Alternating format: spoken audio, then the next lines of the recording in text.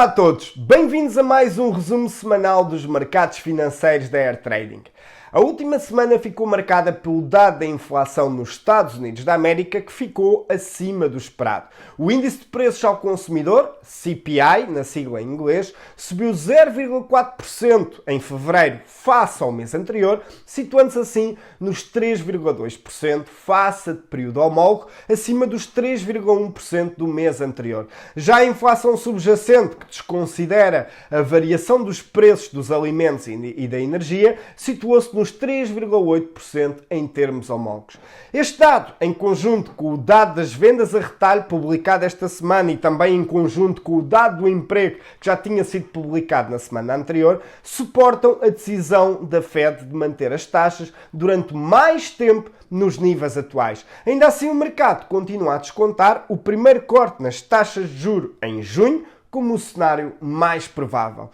Quanto ao comportamento dos mercados financeiros, esta semana vimos o dólar norte-americano a recuperar terreno depois das recentes quedas. Destaque também para as yields das Treasuries a 10 anos, que subiram para os 4,3%, e destaque também para o ouro, que é visto como um ativo de refúgio e que se encontra junto a máximos históricos, e tudo isto numa altura em que os índices norte-americanos também se mantêm junto a máximos históricos. Portanto, tanto as yields como o ouro representam um alerta de que algo poderá vir a ocorrer em breve no mercado de ações e que poderá trazer bastante volatilidade. Já no mercado energético, o crudo manteve a tendência ascendente dos últimos meses. Esta semana será a semana dos bancos centrais. Terça-feira é dia do Banco do Japão anunciar a sua política monetária, ao passo que o Banco da Suíça e o Banco de Inglaterra apresentarão as suas taxas de juros na quinta-feira. Agora, o momento mais aguardado da semana ocorrerá na quarta-feira, dia em que a Reserva Federal Norte-Americana irá anunciar as suas políticas monetárias, e os investidores obviamente estarão atentos aos comentários de Jerome Powell, o governador da Fed, sobre se dará alguma pista de quando poderia ser discutida a possibilidade de inverter as atuais medidas restritivas. E com base em todos estes dados, vamos agora ver como reagiram os principais ativos até ao fecho do mercado na sexta-feira.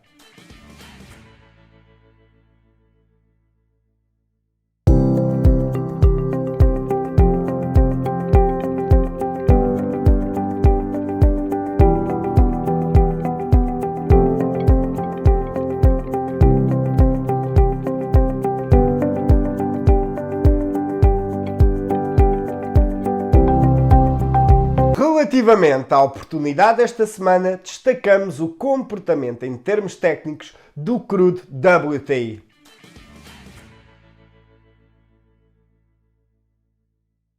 Observando o gráfico em velas diárias do crudo WTI, é possível observarmos que desde o ano passado esta matéria-prima tem andado numa lateralidade onde a região de suporte se encontra abaixo dos $70, entre os 68 e os 66 dólares, região esta que em dezembro do ano passado voltou a tocar, e a partir daqui demos início a uma nova tendência ascendente de curto prazo, e a região de pressão vendedora encontra-se nos patamares que atualmente estamos a testar. Então, a oportunidade que na semana passada identificámos passava por negociar a favor desta tendência ascendente